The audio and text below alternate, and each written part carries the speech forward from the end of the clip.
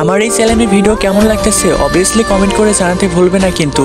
আর আমার এই চ্যানেলে যদি নতুন হয়ে থাকো অবভিয়াসলি চ্যানেলটি সাবস্ক্রাইব করে রাখবে কিন্তু পরবর্তী ভিডিওর জন্য। পার্কের ভিতরে আমার বেস্ট ফ্রেন্ড মিতুকে একটা ছেলে চুমি খেলো।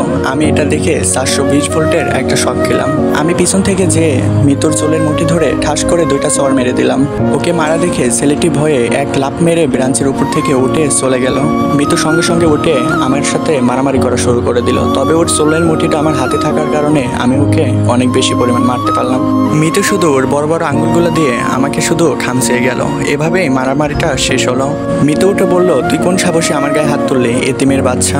মিতু বলল, তুই কোন অধিকারে আমার গায়ে হাত তুললি? আমি বললাম বেস্ট ফ্রেন্ডের অধিকারে। মিতু সঙ্গে সঙ্গে বলল, বেস্ট ফ্রেন্ডের নিকুচি করছে। দাঁড়া, তুই আমার গায়ে হাত তুলেছিস না? আমি আমার ভাইকে ফোন দিয়ে তোকে জেলের ভাত খাইয়ে ছাড়বো। আমি বললাম যে এতিম তার আবার কিসের জেলের ভয়?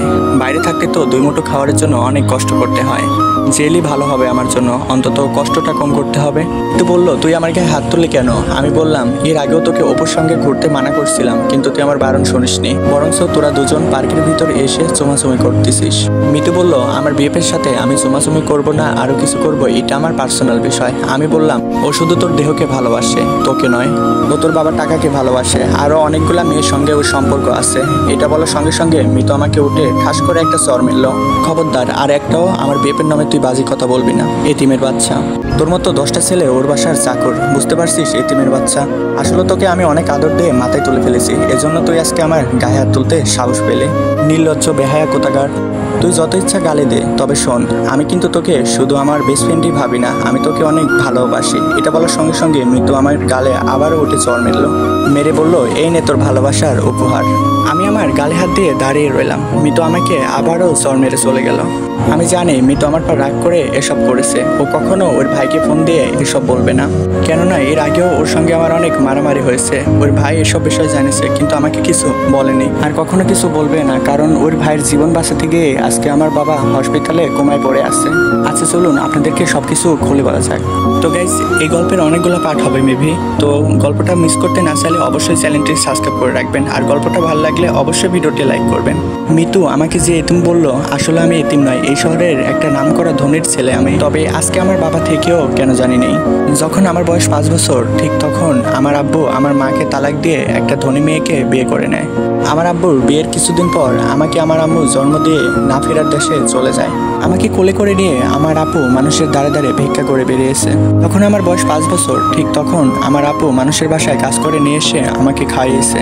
এভাবেই আমার আপুর কাছে আমার মা বাবার ভালোবাসা পেয়ে আমি ক্লাস 9-এ উঠলাম। যখন আমি ক্লাস 9-এ উঠলাম তখন আমার আপু মানুষের বাড়িতে কাজ ছেড়ে দিল। মানুষের বাসার কাজ ছেড়ে দিয়ে আমার আপু তখন গার্মেন্টসে একটা চাকরি নিল, কেননা আমার আপু ছিল অনেক সুন্দরী। মানুষের বাসায় কাজ করতে গেলে অনেকেই নজর দিত। একদিন আমি এসএসসি পরীক্ষা দিয়ে A+ পেয়ে বাসায় ফিরে দেখলাম আমার আপু বাসাতে নেই। আমার আপুর কাছে শুধু একটা ভাঙা বাটন মোবাইল আছে। আমি পাশের বাসাতে যেয়ে একটা ফোন নিয়ে আমার আপুকে ফোন দিলাম। ফোন দিতেই কলটা রিসিভ হলো। রিসিভ করার পর একটা ছেলের গলা শুনলাম। আমি বললাম, আপনি কে আর আমার আপু কোথায়?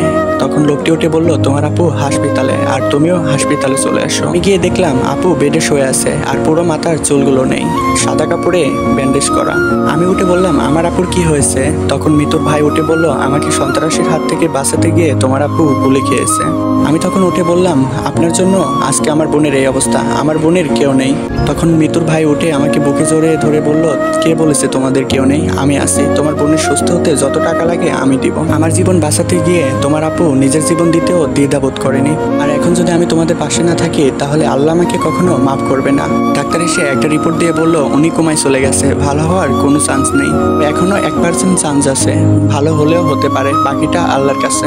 আমি আপুকে জড়িয়ে ধরে কান্না করতে লাগলাম, কিন্তু আপু কিছুই বলতেছে না। শুধু দেখলাম আপুর 2 চোখে 2 ফোঁটা জল দেখতে পারলাম। তখন মিতুর ভাই আমাকে উঠিয়ে বলল, আমি তোমার বোনের জন্য একটা নাচ রাখিছি, আর যত টাকা পয়সা লাগে মোটা আমি দেব।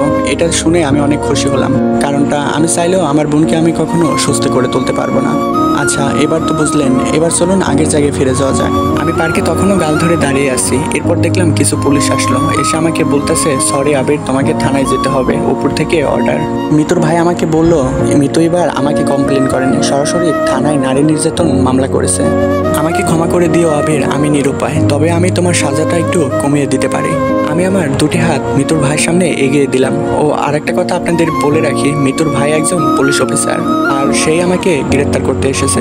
মিতুর ভাই তখন আমাকে হ্যান্ডকাপ না পরানো বাদ দিয়ে বলল, তার দরকার নেই, তুমি এমনিতেই চলো। আমি জিপের ভিতরে বসে ভাবতে লাগলাম, মিতু আমাকে কতদিন জ্বর মেরেছে, কই আমি তো কারো কাছে কমপ্লেন করি নাই। আজকে সাধারণ একটা বিষয় নিয়ে মিতু আমাকে পুলিশে ধরিয়ে দিল, আমি এটা কখনো ভাবতেও পারি নাই। মিতুর ভাই আমাকে জেলের মধ্যে ঢুকিয়ে দিয়ে বলল, তোমার যখন যা লাগবে আমাকে বলবে, আর তোমার সর্বনিম্ন হলেও 1 মাস জেল খাটতে হবে। আমি নিরুপায়। আমি তখন উঠে বললাম, আপনাকে বেশি কিছু করতে হবে না, শুধু আমার বোনটাকে দেখে রেখেন, আর আমার সামনে তো ইন্টার পরীক্ষা, আমার জেলের ভিতরে কিছু পড়ার বই এনে দিবেন, আমি এখানেই পড়বো। বললো সব কিছু করে দেবো। এটা বলেই মিতুর ভাই ওনার চেয়ারে যেয়ে বসলো। আমার জেলের ভিতরে থাকতে সমস্যা হলো না, আমি শুধু তারিখ গুনলাম কবে 1 মাস পূর্ণ হবে আর আমি জেল থেকে বেরিয়ে মিতুকে দেখবো। ঠিক এভাবেই 1 মাস পূর্ণ হলো। পূর্ণ হওয়ার পর মিতুর ভাই আমাকে জেল থেকে ছেড়ে দিল। ছেড়ে দিয়ে 50,000 টাকা দিতে লাগলো। আমি নিতে চাইলাম না, তবে অনেক জোর করে আমাকে 50,000 টাকা দিল। আমাকে টাকাগুলো হাতে দিয়ে বলল, আর জীবনে কত লাত্তিগুতা মানুষের খেয়ে বেঁচে থাকবে, অন্তত এবার জীবনে কিছু করো। আমি তখন মিতুর ভাইকে বলে বাইরে চলে আসলাম। এসে ভাবতে লাগলাম, যদিও বা 50,000 টাকা ব্যবসা করার জন্য অনেক কম, তবে আমার মতো এতিমের কাছে এটা অনেক বেশি। তবে আমি আরো ভাবলাম, এই টাকাগুলো দিয়েই আমার ভাগ্য পরিবর্তন করব, আর আমার আপু সুস্থ হলে আমার আপুকে অনেক ভালো একটা ঘরে বিয়ে দেব, আর আমার বেঈমান বাবাকে একটা শিক্ষা দেব। কিছুদিন পর আমার ইন্টারে পরীক্ষা শুরু হয়ে গেল। আমার সিট আর মিতুর সিট একসঙ্গে পড়লো। আমি চুপ করে টেবিলের দিকে মাথা নিচু করে বসে রইলাম। এরপর কিছুক্ষণ পর আমার কিছু ফ্রেন্ড এসে বলল, তুই টেস্ট পরীক্ষায় এত ভালো রেজাল্ট কেমনি করলি? তুই জানিস আমরা আর স্যাররা মিলে তোকে কত খুঁজেছি, কোথাও পাইনি। তুই কোথায় ছিলি এতদিন? আর স্যাররা তোকে নিয়ে কত স্বপ্ন দেখেছে জানিস? তুই এবার কলেজের মুখ উজ্জ্বল করবি। আর তুই কি না এতদিন পর পরীক্ষার হলে এসে হাজির হলি, কি হলো কিছু যে বলতেছিস না? আমি তখন উঠে বললাম, আমি এতদিন জেলে ছিলাম, 5 দিন হলো ছাড়া পেয়েছি। আমার কথা শুনে সবাই যেন আকাশ টেনে পড়লো। আমার কথাগুলো শুনে সবাই উঠে তখন বলল, এতদিন জেলে ছিলিস, মজা লিখছিস নাকি? আমি তখন উঠে বললাম, হ্যাঁ আমি সত্যি জেলে ছিলাম, এটা আমার ভাগ্যের লেখন, তবে আমি একদিন তোদেরকে সবকিছু খুলে বলবো। এর মধ্যে স্যার খাতা হাতে নিয়ে এসে বসলো, আর আমি সবার দিকে তাকালাম। দেখলাম সবাই কেমন জানে আমার দিকে তাকিয়ে আছে। ওরা তাকিয়ে হয়তো ভাবতেছে, যেহেতু আমি জেল খেটে এসেছি, হয়তো তারা ভাবতেছে আমি খুব বড় ধরনের অপরাধ করেই জেল খেটেছি। কিন্তু কেউ তো আর জানে না আমি আমার বেস্ট ফ্রেন্ডকে একটা খারাপ ছেলের হাতে বাঁচাতে যেয়ে 2টা চর মারার কারণে আজকে আমি জেল খেটেছি। এবার স্যার এসে খাতার প্রশ্ন দিল। প্রশ্নটা পাওয়ার আগে যতটা দুশ্চিন্তা করেছি, প্রশ্নটা পাওয়ার পর সব দুশ্চিন্তা নাই হয়ে গেল। এবার লেখা শুরু করলাম। লেখা শেষ করে আমি উঠে দাঁড়িয়ে স্যারকে বললাম, আমার অতিরিক্ত খাতা লাগবে। এটা শুনে সবাই আমার দিকে অবাক হয়ে তাকিয়ে রইল। আর স্যার আমার অতিরিক্ত খাতা চাওয়ার জন্য স্যার উঠে এসে আমার খাতাটা অনেক ভালোভাবে চেক করলো। আমি শুধু ভাবতে লাগলাম, স্যার আমার খাতা চেক করতেছে কেন? এবার স্যার সবগুলো আমার খাতা দেখার পর আমাকে নতুন অতিরিক্ত পেজ দিল। এবার নতুন অতিরিক্ত পেজ নেওয়ার জন্য আমার জীবনে আবার সমস্যা শুরু হলো। আমি নকল করছি এটা ভেবে স্যার আমার কাছে দাঁড়িয়ে আমার লেখা 5 মিনিট দেখতে লাগলো। এবার স্যার আমার কাঁধে হাত রাখলো। আমি তো ভয় পেয়ে গেলাম, কি ব্যাপার স্যার হঠাৎ করে আমার কাঁধে হাত রাখলো কেন? আমি স্যারের দিকে তাকালাম ভয় পেয়ে। স্যার আমাকে উঠে বলল, গুড, ক্যারি অন, চালিয়ে যাও। এভাবে স্যার চলে গেল।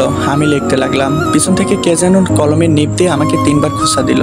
আমি তখন পিছনে ঘাড় ঘুরে দেখলাম মিতু আমাকে কলমের নিব দিয়ে খোঁচা দিয়েছে। ফ্রেন্ডস, আজকের পার্টটা এতটুকুই। পরবর্তী পার্ট কালকে আপলোড করা হবে। আর আপনারা সবাই কমেন্টে জানাবেন একটা করে পার্ট কত মিনিট করে বানাবো। নতুন যারা আছেন তারা অবশ্যই কিন্তু চ্যানেলটি সাবস্ক্রাইব করে রাখবেন পরবর্তী পার্টের জন্য। তো গাইস, আজকের ভিডিও এতটুকুই। টাটা, বাই বাই, আল্লাহ হাফেজ, সবাই ভালো থাকবেন।